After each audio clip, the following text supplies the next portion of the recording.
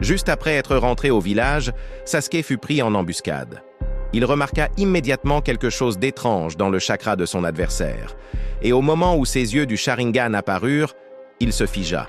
« Qui es-tu » Mais le garçon ne répondit pas. À la place, il disparut en utilisant un jutsu et s'évanouit entre les arbres. Sasuke comprit aussitôt que ce n'était pas un simple ninja renégat. Il envoya immédiatement un message à Naruto, son ancien camarade de l'équipe Sept, désormais 7e Hokage. Naruto lut le rapport et appela aussitôt Kakashi.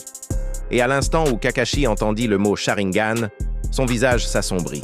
« Il n'y a que deux possibilités, » dit-il. « Soit un Uchiha a survécu, soit c'est lui qui est derrière tout ça. » Pendant ce temps, le même garçon faisait son rapport à une silhouette encapuchonnée. Sa voix était glaciale. « Sasuke est puissant, mais il a tué Itachi. Il doit mourir. Il a couvert le nom des Uchiha de honte. C'est à nous de réparer ça. » De retour au village, Naruto enfila sa cape de Hokage. Il partait à la rencontre de Sasuke, en face à face. Sans le savoir, Sarada le suivait en secret. Elle devait connaître la vérité. Sasuke était-il vraiment son père? Sarada attrapa Shosho et toutes les deux quittèrent le village en douce. Mais à peine avaient-elles franchi la barrière qu'un garçon étrange apparut sur leur chemin. Les yeux de Sarada s'écarquillèrent. Lui aussi possédait le Sharingan. Le garçon se présenta. Shin Uchiha. « Quoi? C'est impossible. Il n'y a que moi. Et mon père. » Sarada n'en croyait pas ses yeux.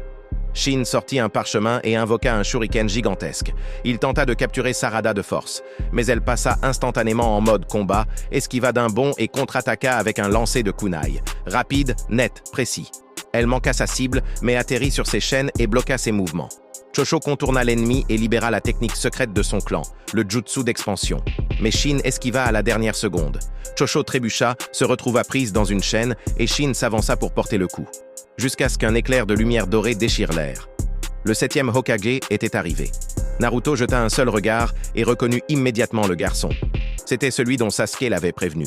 Shin sentit lui aussi le danger. Soudain, son Sharingan évolua. Mangekyo Sharingan activé. Naruto n'hésita pas. Manteau de Kurama activé, chakra en ébullition, prêt à combattre. Mais ce qui suivit fut inattendu. Shin n'arrivait pas à suivre. Après seulement quelques échanges, il sauta vers un point en hauteur, prêt à fuir. C'est alors que ça apparut. Un œil flottant, observant la scène depuis les airs. Quelqu'un surveillait tout le combat. Et la silhouette encapuchonnée dans l'ombre donna son ordre. « C'est l'homme le plus fort du monde ninja.